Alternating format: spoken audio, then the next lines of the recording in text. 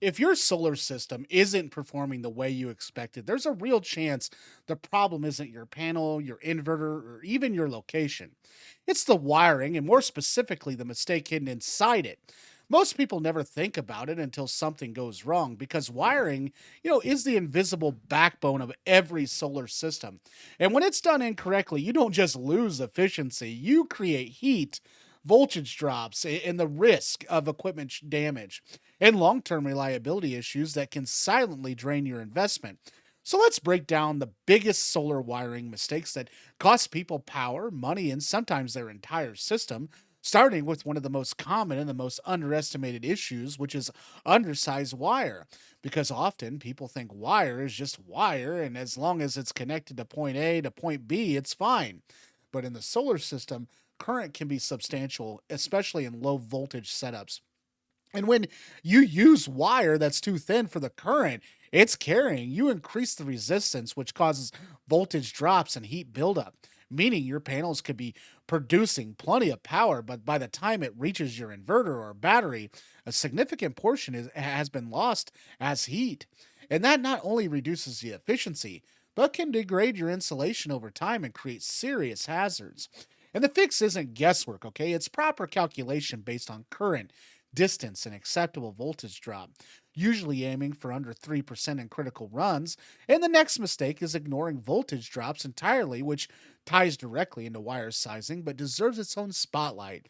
Because even if your wire technically handles the current, long cable runs without proper sizing adjustments can quietly rob your system of performance, especially in off grid or large property installations where panels may be far from the charge controller. And people often don't realize that doubling the length of a run doubles the resistance, which directly impacts the output.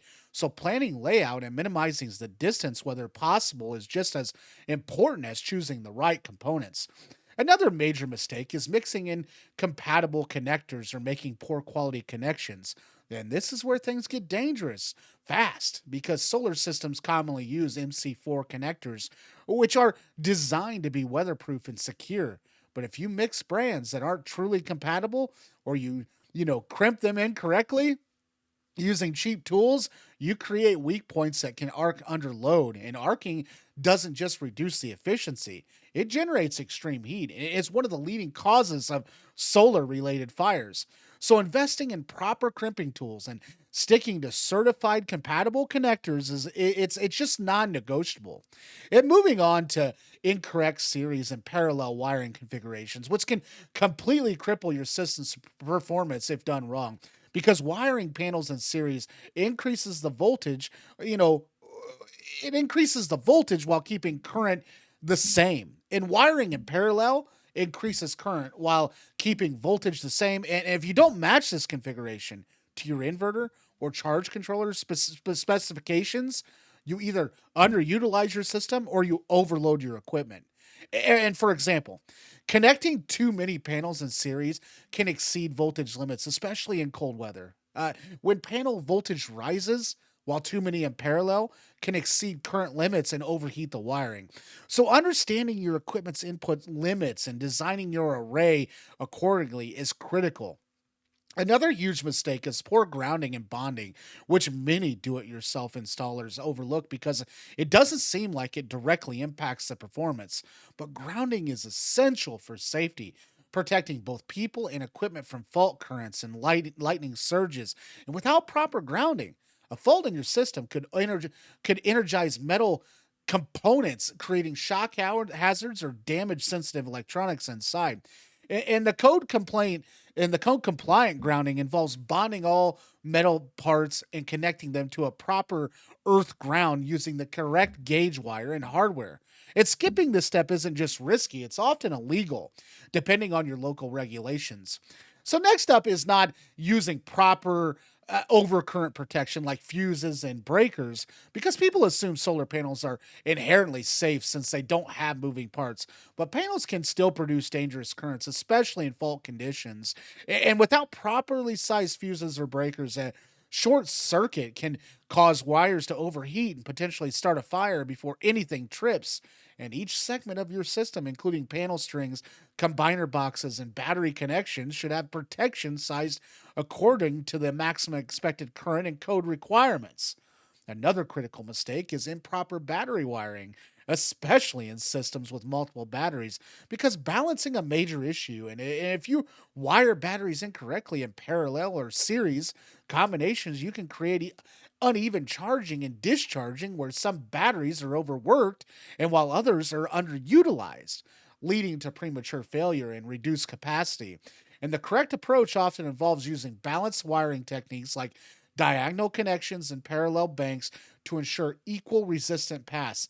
Also, using mismatched batteries in terms of age, capacity, or type is a recipe for problems because the system will only perform as well as its weakest battery. And another often overlooked issue is, failing to account for the temperature effects on wiring and voltage. Because both resistance and panel output change with the temperature.